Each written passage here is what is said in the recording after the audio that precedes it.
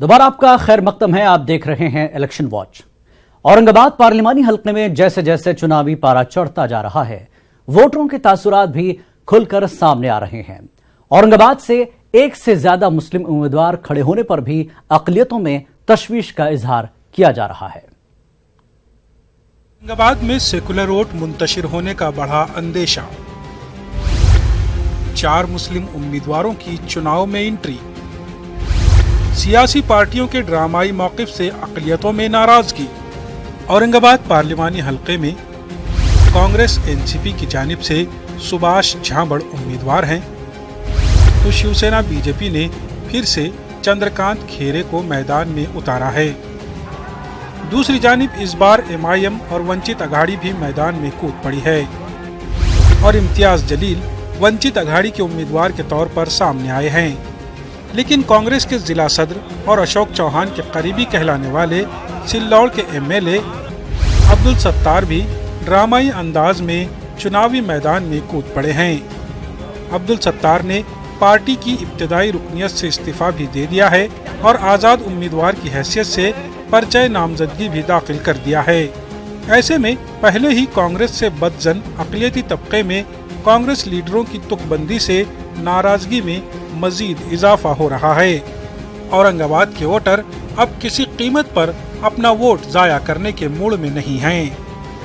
अगर कांग्रेस को वोट देने में भलाई जबी होती है अगर एक मुस्लिम उम्मीदवार खड़ा होता, लेकिन 2 या 3 खड़े होने से वोट बढ़ जाएंगे, फिर से वापस बीजेपी ही आएगी। तो ये आपसी लड़ाई में मेन पब्लिक का खराबा होता है, वोट बढ़ जाते हैं उसमें। आप देखिए वो खुद की कॉन्स्टिट्यूंसी छोड़कर, खुद का वोट बैंक छोड़कर वो शहर में आए सिर्फ वोट फोड़ने के लिए। बातें तो ये भी चल रही है कि वो सुपारी लेकर यहाँ पर बस इम्तियाज़ जलील को किस तरह गिराना है, क्योंकि आज असेंबली में जो इम्तियाज़ जलील साहब आवाज़ उठाते हैं तो पार्लियामेंट में ये आवाज़ ना पहुँचे, मुसलमानों के लिए, दलितों के लिए जो आवाज़ बनकर वो खड़ी हुए, तो पार्लियामेंट तक वो आवाज़ ना पहुँचे बोलकर वो सिर्फ उनको गिराने के लिए। औरंगाबाद पार्लिमानी हल्के में वोटरों की मजमूई तादाद 18,57,000 है, जिनमें सबसे ज्यादा तनासुब मराठा वोटरों का है। दूसरे नंबर पर मुस्लिम वोटर हैं और तीसरे पर दलित वोटर हैं। वंचित अघाड़ी की नजर इसी दलित मुस्लिम वोट पर है। दलित और मुस्लिम वोट उमूमन कांग्रेस का वोट बैंक रहा है। वोटरों का कहना है कि कांग्रेस की हठधर्मी पॉलिसी की वजह से औरंगाबाद का चुनावी मंजरनामा धुंधला गया है। कांग्रेस से गलती हुई, कांग्रेस की गठबाजी से अंतोले साहब को इतने बड़े आदमी को नुकसान पहुंचा, जो आज मुसलमान अफसोस है और आज जो मुसलमान बिखर गए इसकी वजह ये है। अंतोले साहब को गिराने के बाद मुसलमान उस वक्त से ये है तो इस कांग्रेस से दूरी इख्तियार कर लिया है और आज तक कांग्रेस से दूरी इख्तियार की हुई। आज कांग्रेस का ये हाल है कि कांग्रेस पार्टी वो कैंडिडेट देती है और उसको गिराने वाली आधी पार्टी रहती है, जिसकी वजह से आज कांग्रेस का पूरा सत्यानाश हो रहा है। औरंगाबाद के अक़लियतों ने हमेशा सेकुलर कुव्वतों को मजबूत करने की कोशिश की, लेकिन सियासी पैंतरेबाजी के चलते फिरका परस्त कुव्वतों को कामयाबी मिलती रही।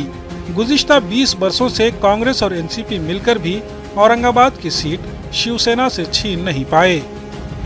इस मर्तबा भी यह मंजरनामा बदलेगा, इसके इम्कानात कम ही हैं, क्योंकि एमआईएम वंचित अघाड़ी के मैदान में कूदते ही अब फिर औरंगाबाद, संभाजीनगर, शिवाजी औरंगजेब और मंदिर मस्जिद के मुतनाज़ा इश्यूज उछाले जा रहे हैं। जबकि आवाम का कहना है कि शहर की तरक्की, बुनियादी सहूलियात, कचरा, पानी, बिजली और बेरोजगारों को रोजगार, बीमार इंडस्ट्री में नई जान फूंकने की बात होनी चाहिए।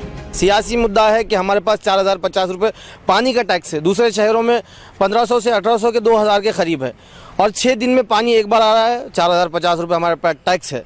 कचरे का ये हाल है कि पूरा शहर का नाम कचरे से लिप्त कर दिया गया है। स्कूलों का हमारे पास कॉर्पोरेशन का ये हाल है कि वहाँ पर लाइट नहीं है, दरवाजे नहीं है।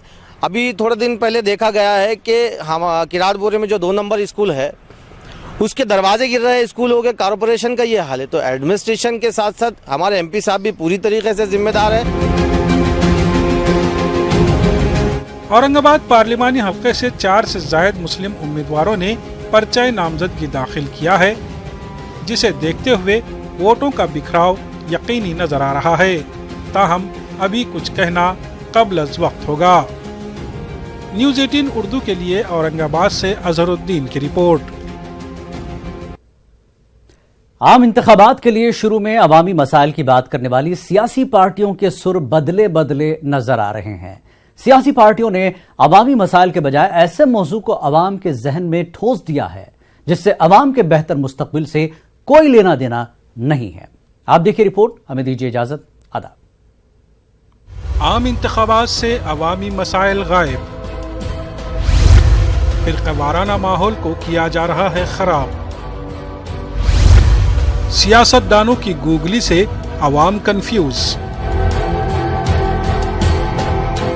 पार्लियामेंट में 5 साल इख्तिदार हासिल करने के लिए लीडर किसी भी पार्टी के हों, सड़क, बिजली, पानी, महंगाई, रोजगार, खवातीन की सिक्योरिटी और बदनवानी जैसे मसाइल से निजात दिलाने का दावा और वादा खूब करते हैं। लेकिन एक बार जब चुनाव शुरू हो जाएं, तो यही मुद्दे इन सियासी लीडरों की तकरीरों से नदारद हो जाते हैं। एक बार फिर मुल्क चुनाव का जश्न मना रहा है और एक बार फिर बड़ी खूबसूरती से सियासत के स्टेज से बुनियादी मुद्दे गायब हो चुके हैं और पूरे चुनाव पर हिंदू मुस्लिम फिरकेवाराना मुनाफरत का रंग चढ़ गया है। हिंदू दहशतगर्दी, कश्मीर और दफा 370 एक बार फिर लीडरों के जबान पर चढ़ गए हैं। का हमारा मुद्दा है। जहाँ तक आपने दूसरे मुद्दों की बात की है, तो कांग्रेस के द्वारा चूंकि उन पर कोई मुद्दे नहीं है, इसलिए जनता को भ्रमित करने के लिए बात को छालते हैं। जब वो झूठे आरोप लगाते हैं तो उनका उत्तर देने के लिए भाजपा को अपनी प्रतिक्रिया देनी होती है। लेकिन जो हमारे मूल मुद्दे हैं, हम उनसे भटके हुए नहीं हैं। राहुल गांधी ने इस देश को सूचना का अधिकार भी दिया, राहुल गांधी की पार्टी ने इस देश को शिक्षा का अधिकार भी दिया और जो कहा वो किया। इन्होंने कहा किसानों की आय दुगना करेंगे, किसान ढूंढ रहे हैं कि कहां आय है, पूरे देश में किसान आत्महत्या कर रहा है। इन्होंने कहा कि 2 करोड़ बेरोजगार नौजवानों को रोजगार देंगे, तो लोग ढूंढ रहे हैं कि कहां रोजगार है। और जब लोग रोजगार ढूंढ रहे हैं, किसान अपनी दुगनी आय ढूंढ रहा है और देश के लोग, गृहणियां सोच रही हैं कि जो गैस का सिलेंडर 400 का हुआ, 400 का था यूपीए सरकार के जमाने में, वो 250 का नहीं हुआ, तो ये हिंदुस्तान के लोगों को बताने लगे कि तुम हिंदू और तुम मुसलमान हो, ये सिख है, ये जैन है, ये बौद्ध है, ये फारसी है। तो बीजेपी की नजर में तो सियासी माहिरीन की माने तो इंतखाबात से ऐन कबल बुनियादी मुद्दों से भटकाने का ये खेल सियासत में सोची समझी पॉलिसी का हिस्सा है, जिसमें आम वोटर उलझ कर रह जाता है। उत्तराखंड में आमतौर पर पहाड़ के मुद्दे हर चुनाव में हावी रहते हैं, लेकिन इस बार के आम चुनाव में जो एजेंडे दिल्ली से तय कर दिए गए हैं, उसका ही जिक्र पहाड़ के लीडरों की जबान पर सुनाई दे रहा है। फार्मर सुसाइड है, जॉब्स क्रिएशन है, ये सारे इश्यूज, गवर्नेंस है, ये सारे इश्यूज, इंफ्रास्ट्रक्चर डेवलपमेंट है, जिसका बहुत बड़े क्लेम कर रही थी रूलिंग पार्टी बीजेपी के, सब हम बहुत करेंगे और एकदम बदल देंगे, अच्छे दिन ले आएंगे। तो आम आदमी के लिए, आम आदमी से जो जुड़े हुए मुद्दे हैं, वो तो बिल्कुल इस बार गायब हैं। और सबसे इंटरेस्टिंग बात यह है कि जो अपोजिशन पार्टी है, जिनका काम था ये, वो भी आम आदमी से जुड़े हुए जो मुद्दे हैं उन्हें हाईलाइट नहीं कर पा रही। उसके भी कई वजूहत हो सकती हैं, उनकी ऑर्गेनाइजेशन वीक है, उनके पास। उत्तराखंड में मुद्दों की बात करें तो आफात से मुतासरा इलाकों में नकल मकानी, रोजगार और नदियों के किनारे बसे गांव के मसाइल का मुद्दा बहुत पुराना है। लेकिन मौजूदा चुनाव में क्या पहाड़ क्या मैदान, हर तरफ सिर्फ हिंदू मुस्लिम और कश्मीर जैसे फिरकेवाराना माहौल को परागंदा करने वाली तकरीरों पर चुनाव जीतने की कोशिश की जा रही है।